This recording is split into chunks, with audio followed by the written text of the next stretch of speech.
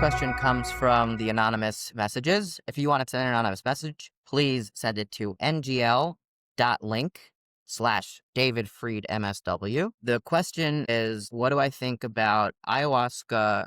I think psilocybin was mentioned for the treatment of addiction. Now, it's a great question. It's a fair question, and it's very popular now. And there's a lot of data and a lot of papers being written about it and studies going on about psychedelics generally in the mental health world, also for addiction. It's going to be very, very controversial, and feel free to quote me on this and fight me and question, just please do it nicely. In the mental health world for the past 200 years, we've been trying to make what was a soft and misunderstood science into a hard science with very, very little success. The amount of quote unquote gold standard treatments we have for mental health disorders is very, very, very few. And even those quote unquote gold standards can be called into question many, many times. With that being said, I'm aware of the studies being done, and a lot of them don't impress me. The data is great, but what exactly are we measuring is another question. And when we say addiction treatment, what does addiction treatment mean? Now, when I say addiction treatment, I mean a very cohesive mix of addressing mind, body, and spirit, and on a very more Freudian than I'd like level, the acknowledgement that there is something called the unconscious that I don't have access to, but even though I don't have access to it, it still motivates and causes kind of like a catalyst of certain behaviors that I don't want to be doing, and ways of being that are very harmful to me and the way I want to live. So I try my best to help you become aware of those unconscious feelings, thoughts, judgments, decisions, and narratives.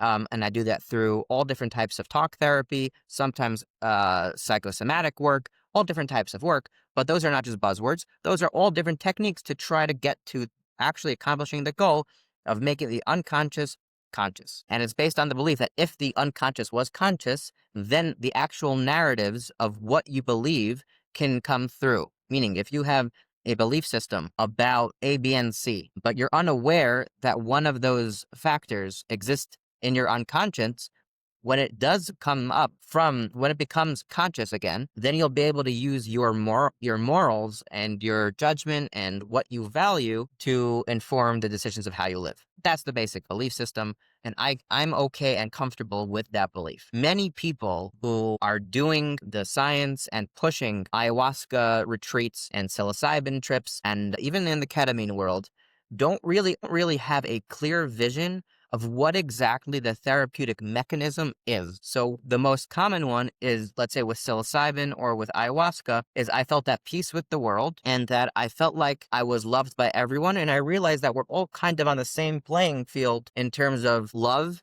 and connection. Now, that sounds more hippie than most people like to admit, but that is a truth. That is true. We are all human beings walking with the same motivations. Almost all of us are motivated by fear. And a lot of us, when we realize that, you know what, all of us are really running away and trying to put up an image that that we're just doing it because everyone else thinks that we all think the same thing. It's a bit trippy to realize that. And you're like, 1 second. So I don't have to live in a world where it's all based on fear, and I could live in a world based on loving kindness. That's a great vision and experience to have. But my question is, does that cause you to not want to use anymore? Does the level of discomfort in your own skin now disappear because you had that experience? And what I find is that a lot of people who I know who have done these experiences, if that was the missing piece to their healing, meaning they've done everything else and they know that the missing piece was that there was no way to believe that you could live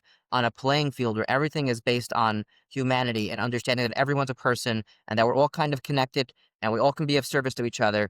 If that was missing from their actual treatment plan, then we should for sure do psychedelics. But from my experience, that's almost never the only missing piece. Sometimes it is. A lot of times in a lot of later work, there'll be like this level of coping with humanity on, now that I feel sober and functional and I feel all my feelings, does everyone feel this all the time? And what right did I have to just numb these feelings? And can I work to empathize and sympathize with other human beings and being uncomfortable in this thing we called life? A lot of times, that's way later, after they've done a lot of other work and lifestyle changes and done a lot of different trauma work. Now, some people argue that it's impossible to do trauma work without psychedelics or, that level of safety of being in the trauma brain to being in the love brain. I don't think the people that are currently pushing those kind of treatments like ayahuasca and psychedelics are willing to do it on a cost effective level where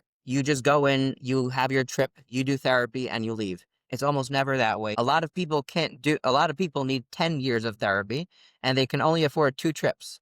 So, and also, those trips are not long lasting. If you haven't practiced life on life's terms, then it's very hard to take your lesson from 2 or 3 trips into the rest of your life. Some people do have a life changing experience, but I will implore you that if you're someone considering doing a psychedelic trip or ayahuasca, think about what exactly it is that's missing from your current work. And if it's that a belief system or the idea that what's missing from your work is that you cannot believe that there's a reality that you can live in where everyone is on an equal playing field in terms of their humanity and their love and their fear and their inhibitions towards life, and that the proof that feeling and reality can exist will be the fundamental change in your life towards your recovery from addiction, then kol hakavod. You don't have my blessing. I definitely understand your justification. But if your justification is, this is a medication that's going to make me love again, I have some news for you. And if you feel that this is a medication that is going to undo the traumatic bonds in my brain, I'm sorry about that. But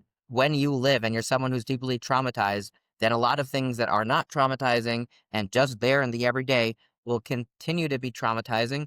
And I really wouldn't want you to sell yourself short. Obviously, like with all drugs, do it safely and responsibly. Make sure that you're not being forced or coerced into this by peers and by pretty shady organizations that have a lot to gain from this. And I really do look forward to seeing what, the hard science does come out and say. And I wish you all tremendous hatzlacha and luck, and I wish you all tremendous success. May God be with you.